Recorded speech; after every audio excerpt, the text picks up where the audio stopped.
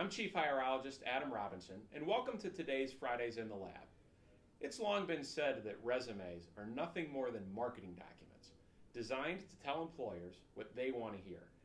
And given the talent shortages hitting many industries, it's easy to see why hiring managers want to believe everything that they read about Joe or Jane Superstar.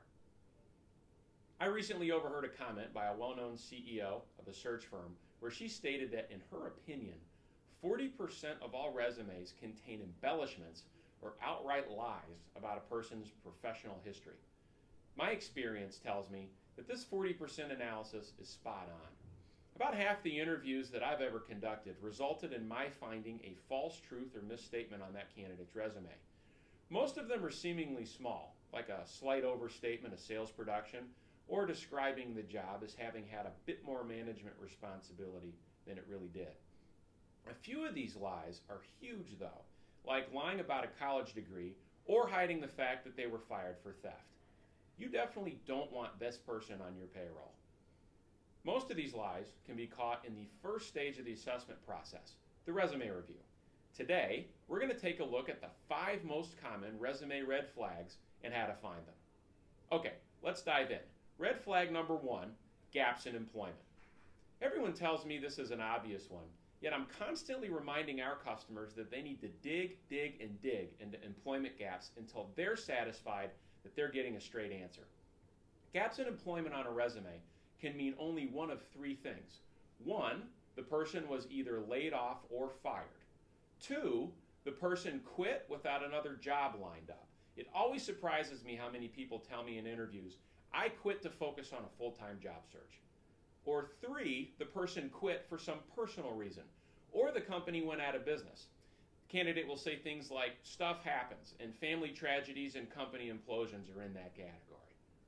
Finally, sometimes people just extend their reported dates of employment in order to cover up gaps to avoid the questions that we just discussed, and that just underscores the importance of doing a thorough reference check. Okay, on to red flag number 2, no graduation date.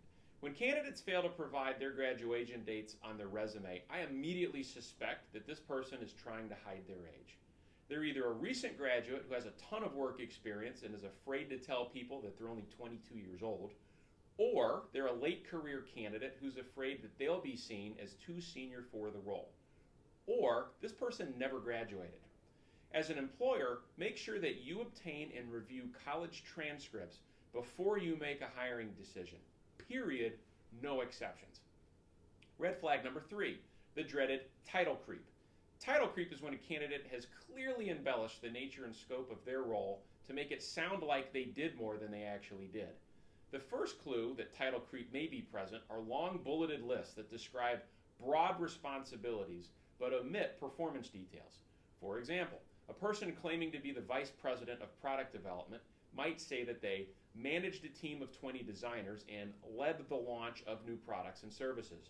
Your resume radar should be sounding alarm bells at this point, alerting you that many more details are necessary.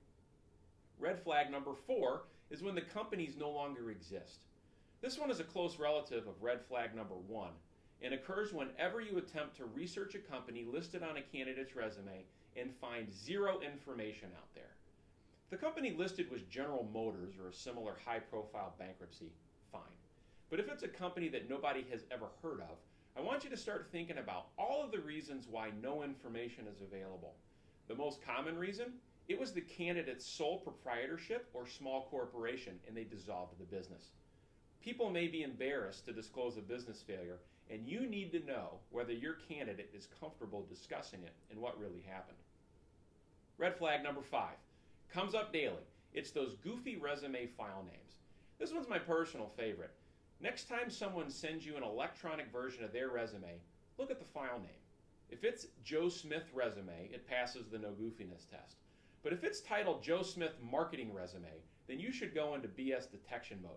Why does Joe Smith need to put marketing resume in the file name? Because Joe is probably applying for a bunch of different jobs, and he's tailoring his resume based on the type of role. I'll bet that Joe also has one called Joe Smith sales resume that he uses for sales jobs. What's more, this is the one error that most resume chiefs don't even realize they're committing. They're just trying to keep all of their resume versions in order and the only way to do that is with their file name. Keep an eye out for this one. It's subtle, but it's incredibly predictive. Now remember, all candidates are presumed innocent until proven guilty, and that can only be done with smart, targeted questions asked during the telephone and in-person interview stages. That's all for today's Fridays in the Lab. We'll see you next week.